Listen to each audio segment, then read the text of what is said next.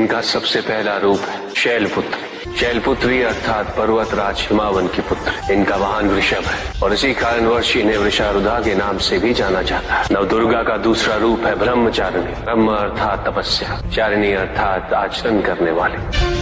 ये रूप उस ज्ञान व आचरण का प्रतीक है जिसके माध्यम से इन्होंने मुझे अपने पति के रूप में प्राप्त किया। नवदुर्गा का तीसरा रूप है चंद्रघंटा। मस्तक पे घंटे के आकार में आधा चंद्र। ये रूप अत्यंत शांतिदायक कल्याणकारी है। विभिन्न प्रकार के अस्त्र और शस्त्र इनकी 8 भुजाओं में सुसज्जित है। इनका तीसरा नेत्र सदैव खुला रहता है। चंद्रघंटा का वाहन सिंह है। ये युद्ध करने हेतु सदैव तत्पर रहती है। इनकी आराधना करने से निर्भीकता और वीरता के साथ ही सौम्यता और विनम्रता का विकास निश्चित है। ये जो मृत्यु देती है वो सुख कारक और निर्भय अवस्था में होती है। इनकी मंद मंद हंसी से संसार का जन्म संभव होता है। यह है नवदुर्गा का चौथा रूप जिसे कुष्मांडा के नाम से जाना जाता है। अष्टभुजा, शस्त्रधारिणी, व्याघ्रवाहिनी, हिरण्यवर्णा केवल यही है जो सूर्य के भीतर लोक में वास करती है। 10 दिशाएं इन्हीं से आलोकित है। जिनकी कृपा से मूर्ता विज्ञान सागर में परिवर्तित हो जाती है वो है स्कंद माता अर्थात तुम्हारी माता। नवदुर्गा का 5वां रूप सिंह वाहिनी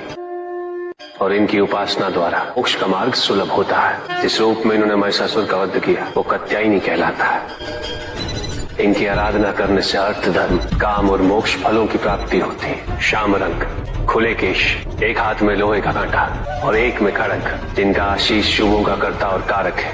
ये रूप कालरात्रि रूप कहलाता है। ये अंधकार का विनाश करते हैं। इनकी आराधना करने से असुरी शक्तियां भी भयभीत हो जाती हैं। श्वेत वर्ण, श्वेत वस्त्रों से सुसज्जित, चतुर्भुज, त्रिशूलधारी, तालवाद्य धारण करने वाली ये इस रूप में अपने उपासकों को अभयदान देती। ये इनका महागौरी रूप है। माँ दुर्गा का 9वां रूप सिद्धदात्री कहलाता है।